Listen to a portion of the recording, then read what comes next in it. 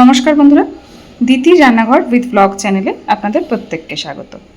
দেখুন, আজকে নিয়ে চলে এসেছি সম্পূর্ণ অন্য রকমভাবে একদম ইউনিক পদ্ধতিতে একটা ডিমের রেসিপি।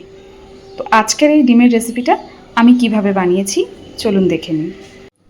তো দেখুন বন্ধুরা, আজকের এই ডিমের রেসিপিটার জন্যে আমি ডিমগুলোকে সিদ্ধ করে সুতো দিয়ে এইভাবে গোল গোল করে কেটে নিয়েছি, চাকা চাকা করে। চেষ্টা করবেন কুসুমগুলো যাতে ভেঙে না যায়, তবে কুসুম তো একটু একটু ভেঙে যায়। আর এই দিকে দেখুন, একটা বাটির মধ্যে নিয়েছি কিছুটা চালের গুঁড়ো। এবার এর মধ্যে দিয়ে দেব 1 চিমটে হলুদ,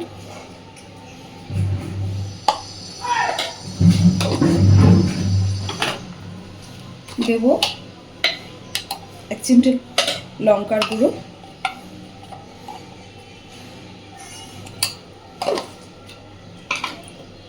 দিচ্ছি অল্প পরিমাণে একটু লবণ,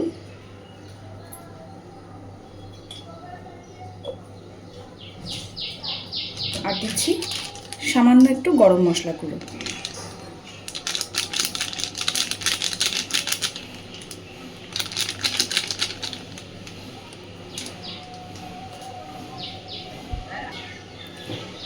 এবার অল্প অল্প করে জল দিয়ে একটা ঘন ব্যাটার বানিয়ে নেব। ব্যাটারটা যেন একটু ঘনই হয়। দেখুন বন্ধুরা, আমি একদম ঘন করে একটা ব্যাটার বানিয়ে নিয়েছি। এবার চলুন রান্নায় যাই। এদিকে দেখুন, কড়াইতে তেল গরম করে নিয়েছি খুব ভালোভাবে। এইবার খুব সাবধানে একটা করে ডিমের টুকরো এইভাবে নিয়ে ব্যাটারের মধ্যে ডুবিয়ে হালকা করে এপিট ওপিট করে নিয়ে ডিমগুলোকে ভেজে নেব।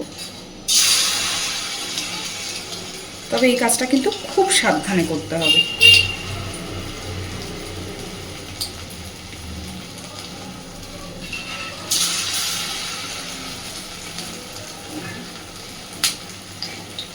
আস্তে আস্তে একটু সময় নিয়ে কাজটা করতে হবে, তা না হলে কুসুমগুলো খোলার ভেতর থেকে খুলে চলে আসবে।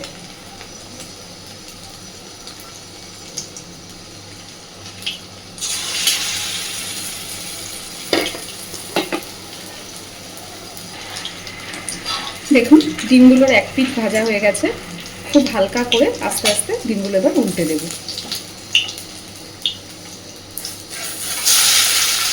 আমি বারবারই বলছি, এই কাজটা একটু সাবধানে করতে হবে, তা না হলে কিন্তু কুসুমগুলো আলাদা হয়ে যাবে। তখন দেখতেও ভালো লাগবে না, খেতেও ভালো হবে না। দেখুন, ডিমগুলোর দু পিঠই সুন্দরভাবে আমি ভেজে নিয়েছি। এইবার আস্তে আস্তে তুলে নেব।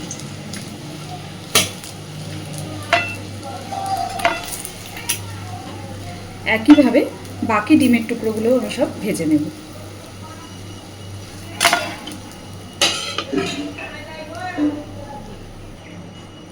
সমস্ত ডিমের টুকরোগুলোই খুব হালকা করে ভেজে তুলে নিয়েছি।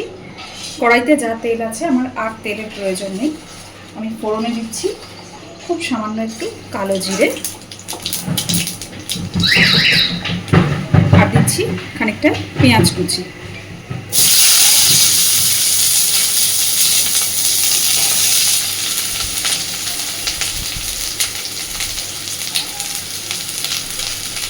পেঁয়াজটাকে খুব বেশি লালচে করে ভাজবো না।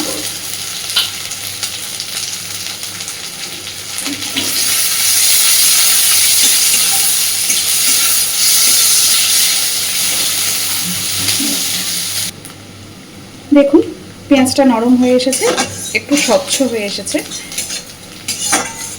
আমি প্রথমেই বলেছি পেঁয়াজটাকে লালচে করে ভেজে নেব না, এরকম একটু স্বচ্ছ, একটু কাঁচা কাঁচাই থাকবে এই রান্নাটাতে।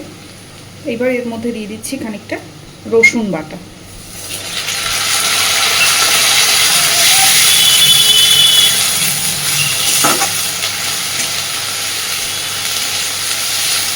দিয়ে দেবো পরিমাণ মতো লবণ।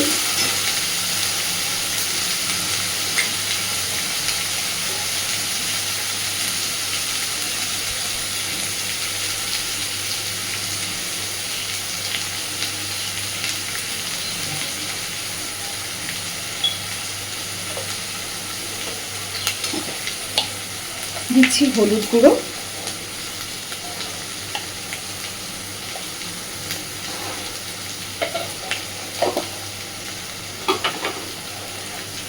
এবার দিচ্ছি লঙ্কা গুঁড়ো, এটা কিন্তু ঝাল লঙ্কা গুঁড়ো।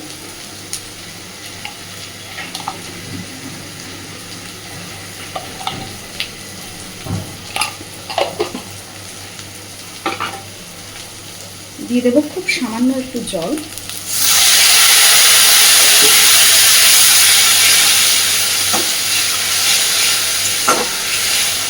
রসুনের কাঁচা গন্ধ যাওয়া পর্যন্ত মশলাটাকে একটু ভালোভাবে কষে নেব।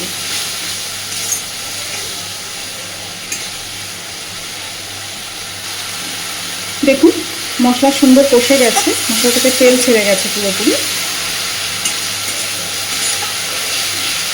এই পর্যায়ে দিয়ে দেবো কিছুটা সর্ষে পোস্ত বাটা।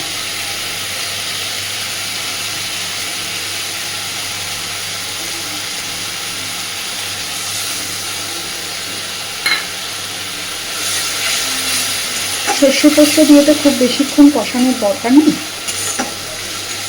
হালকা একটু নাড়াচাড়া করে দিয়ে দেবো জল।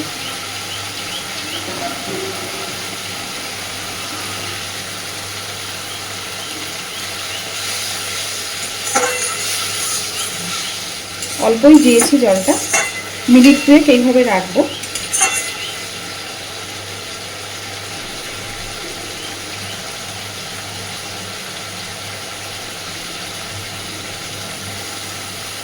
দেখুন ওপর থেকে পুরোপুরি তেল ছেড়ে গেছে। এইবার আমি দিয়ে দেবো আমার গ্রেভির পরিমাণ অনুযায়ী জল।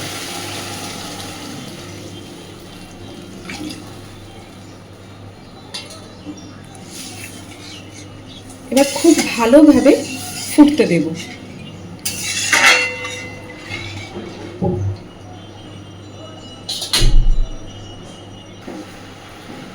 দেখুন বন্ধুরা, গ্রেভির ঝোলটা কি সুন্দরভাবে ফুটতে শুরু করেছে, দেখেই বুঝতে পারছেন একদম গড়গড় করে ফুটছে। তো আমি এটাকে আরেকটু ফুটিয়ে নেব, কারণ আমি ভাজা ডিমগুলোকে বেশি তাড়াতাড়ি যদি দিই তাহলে বেসনের যে চালের গুঁড়োর যে লেয়ারটা সেটা অনেকটাই গলে যাবে আর ডিমগুলো খুলে যাবে। তাই গ্রেভিটাকে আগে থেকে সম্পূর্ণ ফুটিয়ে নিয়ে একদম নামানোর আগে আগে ভাজা ডিমের টুকরোগুলোকে এর মধ্যে মেশাতে হবে। এই পর্যায়ে দিয়ে দেবো দুটো তিনটে চেরা কাঁচা লঙ্কা।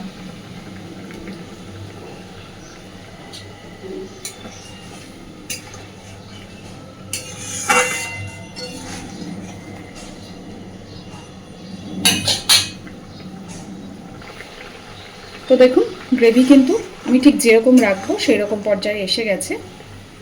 এইবার খুব হালকাভাবে ডিমের টুকরোগুলোকে এর মধ্যে দিয়ে দেব।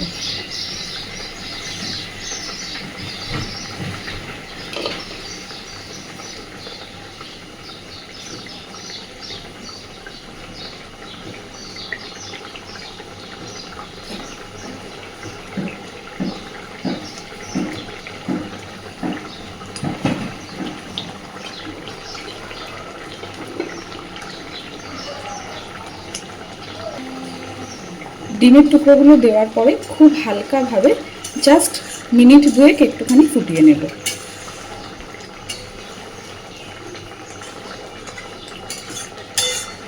এই পর্যায়ে আপনারা চাইলে তবে যে কোনো একটাই ব্যবহার করবেন,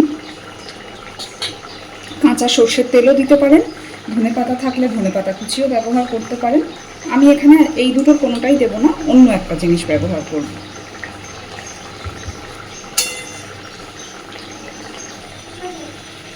একদম রেডি। এবার ওপর থেকে দিয়ে দিচ্ছি খানিকটা কসুরি মেথি। তবে কাঁচা তেল বলুন, কাঁচা সর্ষের তেল হোক, ধনেপাতা হোক আর কসুরি মেথি হোক, যেটাই দেবেন যে কোনো একটাই ব্যবহার করবেন এই রান্নাটাতে। গ্যাসের ফ্লেমটাকে এবার আমি অফ করে দিলাম। খুব হালকাভাবে আস্তে আস্তে নেড়ে এইবার এইভাবেই ঢাকা দিয়ে মিনিট 10 এটাকে রেখে দেব, তারপর সার্ভ করব। তো আজকের আমার এই ডিমের রেসিপিটা আপনাদের কেমন লেগেছে আমাকে অবশ্যই জানাবেন। আর প্লিজ বাড়িতে এইভাবেই একবার ট্রাই করে দেখবেন। কথা দিচ্ছি ভাত বলুন বা পোলাও, অসাধারণ লাগে এই ডিমের রেসিপিটা। আর প্লিজ আমার চ্যানেলটাকে লাইক, শেয়ার এবং সাবস্ক্রাইব করে আমার পাশে থাকতে ভুলবেন না। আর এতক্ষণ আমার সাথে থাকার জন্য অসংখ্য ধন্যবাদ।